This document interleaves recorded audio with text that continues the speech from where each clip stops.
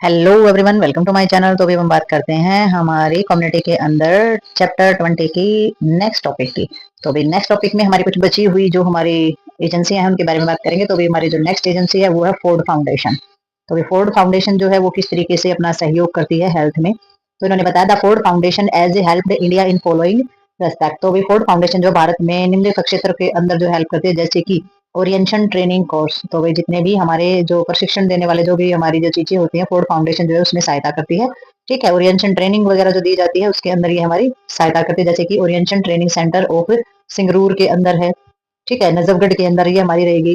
ठीक है, और पूनामल्ले जो है उसके अंदर जो भी हमारे जो सेंटर हैं, we are setup with the aid from the Ford foundation. तो भी इन जगह पर जो भी हमारे जो सेंटर हैं वो इनके द्वारा ही स्थापित किए गए हैं।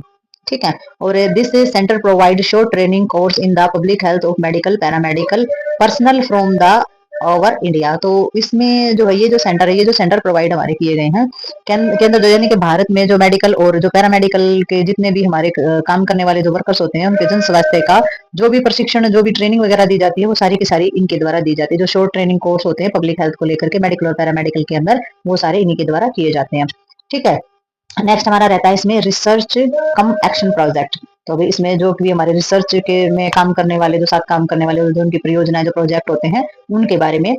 तो भाई इसमें रिसर्च का तो पता भी, अनुसंधान करके अलग अलग चीजों पे जो रिसर्च की जाती है, खोज की जाती है, तो उसके अंदर जो प्रोजेक्ट होते हैं उनमें तो this project where the aim of the solve some of the basic problem in the environmental sensation. तो ये जो प्रोजेक्ट होते हैं किस बेस पे होते हैं, इनका उद्देश्य ये होता है कि जो इन्वायरमेंट सेंसेशन है हमारा, पर्यावरण से संबंधित जो भी समस्याएं हैं हमारी, तो उनको सोल्व करने के लिए, बेसिक प्रॉब्लम जो होती है उनको सोल्व करने के लिए हमारे जो रिसर्च की जाती है, तो वो प्रोजेक्ट इसके अंदर शामिल होते हैं। तो इनका उद्देश्य क्या रहता है कि पर्यावरण स्वच्छता के लिए जो भी हमारी समस्याएं हैं उन पर सारी की सारी जो चीजें हैं उन पर ध्यान देना, जैसे कि आरसीएच जो हमारी लैट्रिन्स वगैरह होते हैं, यानी कि इसमें जो आरसीएच जो शौचालय वगैरह होते हैं उनका समाधान करना, कि शौचालय जो किस तरीके से होने चाहिए ताकि बेसिक प्रॉब्लम्स जो है उनके सोल्यूशन हो सके, उन बीमारियों का इलाज हो सके। ठीक है, नेक्स्ट हमारा इसमें आ जाता है pilot project in rural health services. तो अभी ग्रामीण जो स्वास्थ्य सेवाएं हैं उनके अंदर जो हमारे जो पायलट प्रोग्राम्स प्रोजेक्ट हैं उनके ऊपर। तो भाई इसमें इन्होंने बताया है कि भाई ग्रामीण स्वास्थ्य सेवा के अंदर जो पायलट परियोजना है, जैसे कि गांधी ग्राम से तमिलनाडु। ठीक है, तो Tamil Nadu among a rural population of 1 lakh people attempt was made to develop and the operate of co-oriented type of health services which will provide a useful model for health administration in the country। तो कहने का मतलब ये है कि ये जो हमारी जो स्वास्थ्य सेवाएं हैं, यानी कि ग्रामीण स्वास्थ्य सेवाएं हैं, इनके अंदर जो पायलट जो हमारा प्रोजेक्ट हमारा बनाया गया है, इसमें हमारी यानी कि जो गांधी ग्राम यानी कि तमिलनाडु में 1 लाख लोगों की जो गांव में रहने वाली जो आबादी है ना, उसके बीच में आपस में जो है आपस में जो मतलब कि सामान्य प्रकार के जो स्वास्थ्य सेवाएं हैं उनको डेवलप करने के लिए, उनको बनाए रखने के लिए, उनको चलाए रखने का जो प्रयास है वो किया गया है, जो कि देश के जो हमारे जो स्वास्थ्य हैं, ठीक है, हमारे देश के अंदर जो health services which the provide of useful model for health administration in the country. तो हमारे जो भी जो चीजें इसमें जो प्रयास किया गया चलाने के लिए, तो देश के अंदर जो स्वास्थ्य प्रशासक है, यानी स्वास्थ्य को चलाने के लिए जो उपयोगी मॉडल हैं, मतलब कि मॉडल बनाए गए हैं हमारे अलग अलग तरीके के, वो प्रदान करेगी कि किस तरीके से मॉडल बना के किस तरीके की समस्या को किस तरीके से हमारा जो है निपटारण किया जाए। भी गांव के एरिया में अगर शौचालय भी बनाए तो उनके मॉडल बनाए जाएंगे कि भी कितनी दूर होने चाहिए पानी के लिए, जो कुएं वगैरह, मतलब कि कुछ भी किसी भी चीज को अगर वो लागू कर रहे हैं तो उसके लिए जो है मॉडल वगैरह जो बनाए जाते हैं। ठीक है, तो तमिलनाडु के अंदर इन्होंने बता रखा है कि जो गांव के जो 1 लाख लोगों की जो आबादी होती है, तो उसमें इस प्रकार की जो स्वास्थ्य सेवाएं जो है वो विकसित की गई हैं। तो इसमें अलग अलग एम है, वही अलग अलग टाइप से जो है कार्य करती हैं सारी की सारी संस्थाएं। ठीक है, अलग अलग चीजों का निपटारण करती हैं अलग अलग। तो इसमें नेक्स्ट हमारा आ जाता है, नेक्स्ट इसमें आ जाएगा इस्टेब्लिशमेंट ऑफ। तो इसमें NIHA। तो NIHA की हम सबसे पहले फुल फॉर्म देखेंगे। तो उसकी स्टेब्लिशमेंट जो है वो कब हुई थी, ये है national institute of health administration and education. तो NIHA की फुल फॉर्म आपने सभी की करनी है, फुल फॉर्म सबसे ज्यादा आती है एग्जाम के अंदर, और जो कंपेटिटिव एग्जाम होते हैं उसके अंदर भी। तो इसकी जो स्थापना है national institute health administration and education, ये इसकी फुल फॉर्म रहेगी। Delhi was established with the help of Ford foundation. तो वे दिल्ली के अंदर जो इसकी जो स्थापना है वो हमारी फोर्ड फाउंडेशन की सहायता से ही हुई है। ठीक है, तो this institute provide training course for the health administration. तो भाई इसमें जो ये जो इंस्टीट्यूट है ये क्या प्रोवाइड कर रहा है, ट्रेनिंग कोर्स, यानी कि जो हमारे प्रशिक्षण जो कोर्स होते हैं स्वास्थ्य को लेकर के, तो वो उनका एडमिनिस्ट्रेशन करता है। The institute was the recently been the amalgamated with of the National Institute of the Family Planning of the renamed Nation Institute of Health and Family Welfare। तो अब इसके द्वारा जो है दिल्ली के अंदर जो स्थापना जो इसकी हुई है वो तो हमारी फोर्ड जो हमारी जो फोर्ड फाउंडेशन है उसके द्वारा की ही गई है। तो इसमें जो इसके जो मेन वर्क हैं वो क्या हमारे रहते हैं, इसमें जो स्वास्थ्य का जो प्रशासन है या शिक्षा संस्थान है वो सारे के सारे इसकी स्थापना यहाँ पर की गई। जो संस्था में स्वास्थ्य के प्रशासन के लिए जो भी परीक्षण जो भी हमारा जो सिलेबस रखा जाता है ना, पाठ्यक्रम जो होता है यानी कि जो सिलेबस होता है वो प्रदान ये करते हैं। और जो ये संस्था है ना इसने मतलब कि हाल ही में जो राष्ट्रीय परिवार नियोजन संस्था है उसके साथ भी जो है अपना मतलब कि उसके साथ मिलकर काम किया है। तो इसका नाम जो बदल कर जो रखा गया ना वो राष्ट्रीय स्वास्थ्य और जो परिवार कल्याण संस्थान जो है वो कर दिया गया है। तो इसने इसके साथ जो मिलकर जो काम किया तो उसमें परिवार जो हमारी family planning renamed of the national institute of the health and family welfare इसका नाम रख दिया गया। क्यों? क्योंकि इसने जो परिवार नियोजन के साथ जो मिलकर काम किया नेशनल लेवल पे तो इसका नाम ही रीनेम्ड कर दिया गया, नाम ही बदल दिया गया, नाम बदल करके national institute of health and family welfare रख दिया गया है। ठीक है, तो जिस तरीके से ये अपना काम को मोल्ड करते हैं तो चीजें रीनेम्ड भी कर दी जाती हैं। नेक्स्ट इसमें आ जाता है Kolkata water supply and drains. तो कोलकाता के अंदर जो पानी की जो सप्लाई है और पानी की जो निकासी है। ठीक है, तो इसमें जो foundation was help in the preparation of the master plan for water supply. तो ये जो फाउंडेशन भाई हमारी रहती है ये कलकत्ता शहर के लिए जो पानी की आपूर्ति है या फिर पानी की जो निकासी है इसके लिए मास्टर प्लान तैयार करने में भी हेल्प करती है। मास्टर प्लान यानी कि एक ऐसी योजना बनाती है जो कि पानी सुरक्षित रूप से पानी जो उपलब्ध कराया जा सके और जो खराब पानी है नदियां वगैरह जो ड्रेन जो सीवर वगैरह वो अच्छे से तैयार किए जा सके। तो ये कोलकाता सिटीज के अंदर जो है ये प्लान करने में बहुत ही सहायता प्रदान की है। कौन सी फाउंडेशन ने? फोर्ड फाउंडेशन ने। तो कोलकाता के अंदर जो हमारी जो चीजें जो सुधार आया है इसमें वो हमारा इसी फाउंडेशन की वजह से आया है। तो फैमिली प्लानिंग परिवार नियोजन जो होता है the foundation is supporting research in the family welfare programme in India. तो भाई परिवार नियोजन में किस तरीके से इन्होंने सहायता की है, तो ये जो फाउंडेशन है ये हमारी जो है भारत में जो परिवार कल्याण के जो हमारे प्रोग्राम है ना यानी कि फैमिली वेलफेयर जो हमारे प्रोग्राम है भारत के अंदर तो उसमें अनुसंधान में समर्थन करती है। अनुसंधान यानी कि रिसर्च में समर्थन करती है। तो फैमिली प्लानिंग के अंदर जो हमारे फैमिली वेलफेयर प्रोग्राम है तो उनमें रिसर्च करने का काम ये फाउंडेशन करती है। तो ये है हमारी फोर्ड फाउंडेशन जो कि इतने सारे मामलों में हमारी हेल्प करती है यानी कि ट्रेनिंग कोर्सेज जो है उनमें हमारी हेल्प करती है, उनको सुधारती है। मेडिकल और पैरामेडिकल से रिलेटेड जो रिसर्च होते हैं हमारे कम एक्शन जो प्रोजेक्ट हमारे रहते हैं उनमें भी हेल्प करती है सेंसेशन से रिलेटेड। और जो हमारे ग्रामीण स्वास्थ्य सर्विसेज जो पायलट प्रोजेक्ट होते हैं उनमें भी हमारी और वही जो हमारे नेशनल इंस्टीट्यूट और जो हमारे हेल्थ एडमिनिस्ट्रेटेड जो हमारी जो स्टेब्लिशमेंट है वो भी इन्हीं के द्वारा की गई है जो कि फैमिली वेलफेयर भी इसी के अंदर इंक्लूड कर लिया गया है। कोलकाता के अंदर वाटर सप्लाई और जो हमारे ड्रेनेजिंग सिस्टम है उसमें भी हेल्प कर रही है और भारत के अंदर ये फैमिली प्लानिंग में हेल्प कर रही है।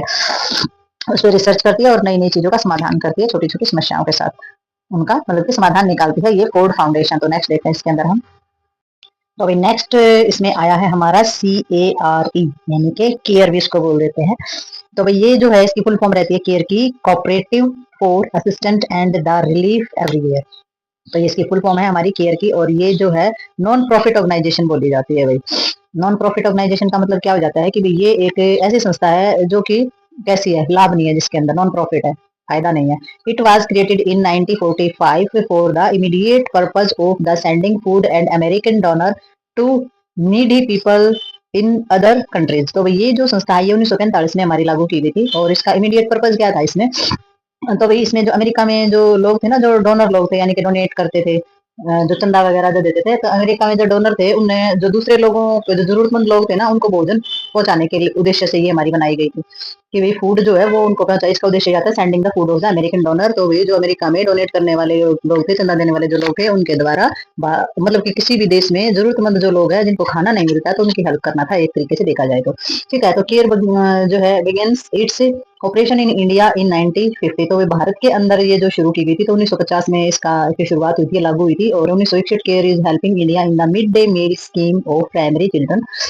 और वही भारत में जो है फिर 1961 में जो केयर थी तो सबसे पहले जो हमारे बच्चे जो मिड डे मील दिया जाता है स्कूल में, जो मिड डे मील जो रिसेस में जो भोजन दिया जाता है, आधी छुट्टी में जो भोजन दिया जाता है, तो वो जो हमारी स्कीम थी प्राइमरी चिल्ड्रन को देने की, तो वो उसमें हमारे भारत की जो है वो सहायता कर रही है। ठीक है, जो जो हमारी जो केयर है जो 1961 में जो मिड डे मील जो स्कूलों में दिया जाता है तो उसके अंदर ये सहायता कर रही है। और care is also helping in the field of medicine, literacy, vocational training and agriculture. तो भाई ये जो हमारी केयर है CAR जो कोऑपरेटिव हमारे असिस्टेंट ऑफ रिलीफ एवरीवेयर वाली जो हमारी संस्था है, ये हमारे मतलब कि सारे के सारी जो जगह यानी कि हमारे मेडिसिन से यानी कि दवाइयों से या डॉक्टरी चीजों से संबंधित है, हमारी जो शिक्षा से संबंधित है, हमारे वोकेशनल ट्रेनिंग यानी कि व्यवसाय से संबंधित जो है, या फिर हमारे एग्रीकल्चर यानी खेती बाड़ी से संबंधित जो क्षेत्र है उनमें भी सहायता प्रदान ये हमारी कर रही है।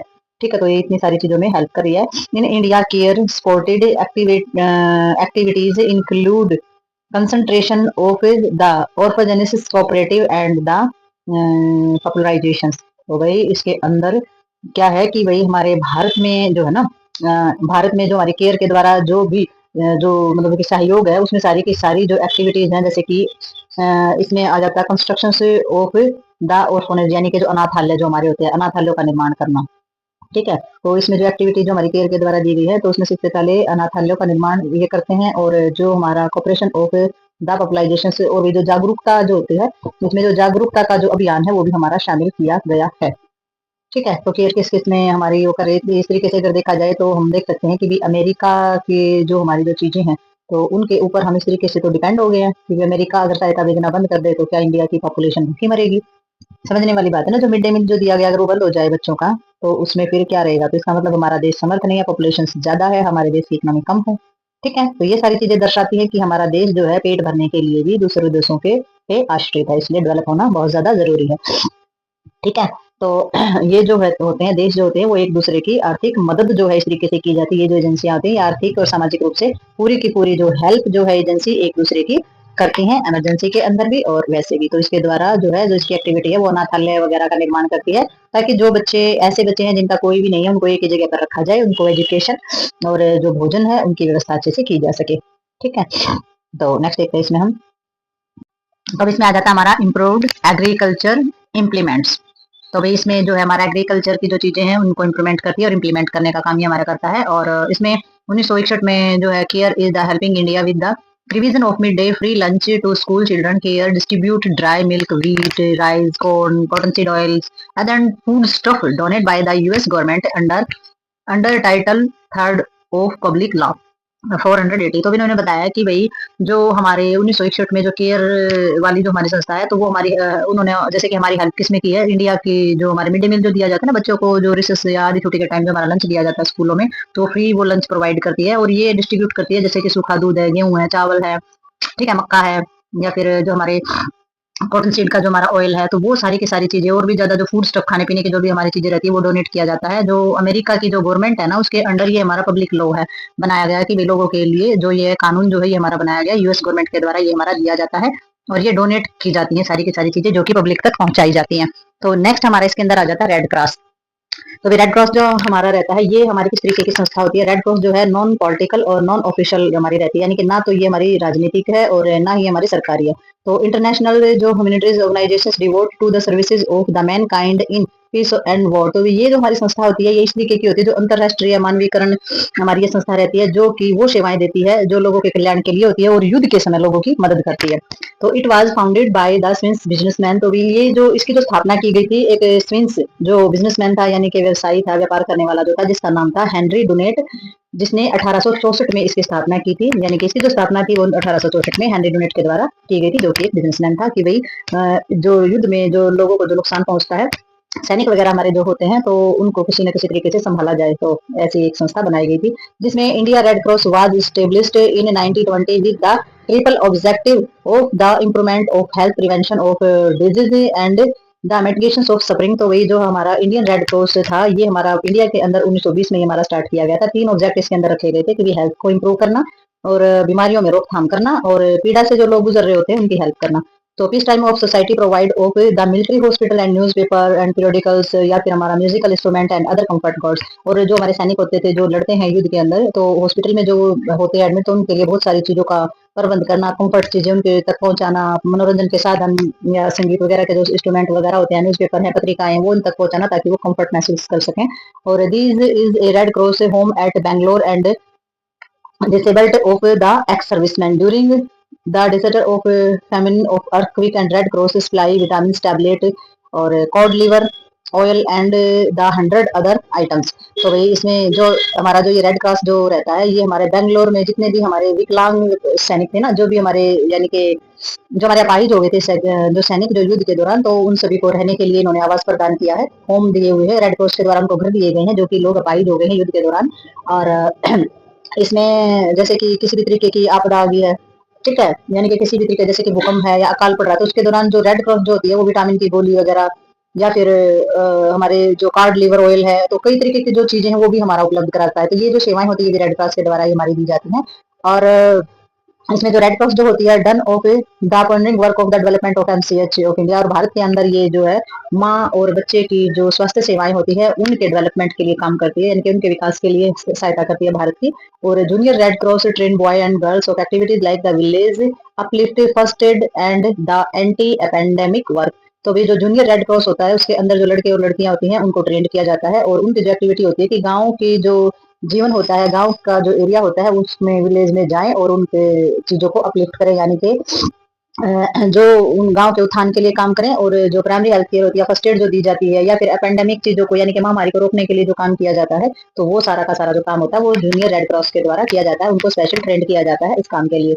The red cross promote international से फ्रेंडलेसनेस अंडरस्टैंडिंग एंड कॉपरेशन। तो वही जो हमारा रेड क्रॉस होता है वो किस चीज को प्रमोट कर रहा है, वो प्रमोट कर रहा है हमारी जो इंटरनेशनल जो फ्रेंडशिप होती है यानी कि इंटरनेशनल मित्रता, अंडरस्टैंडिंग यानी कि समझ को, और कॉपरेशन यानी कि सहयोग को बढ़ावा देने का काम करता है हमारा रेड क्रॉस। तो रेड क्रॉस जो है वो इतनी सारी चीजों पर काम करता है। तो ये जो संस्था होती है ये हमारी बहुत सारी चीजों में हेल्प करती है, और स्पेशली युद्ध के समय जो हमारी जो गतिविधियां होती हैं उनमें हेल्प करती है, सहयोग करती है सैनिकों को। ठीक है, तो नेक्स्ट देखते हैं इसमें हम। तो भाई नेक्स्ट हमारी जो संस्था है उसका नाम है यूएनडीपी। तो भाई यूएनडीपी जो हमारी संस्था रहती है इसकी फुल फॉर्म हो जाती है हमारी यूनाइटेड नेशन डेवलपमेंट प्रोग्राम।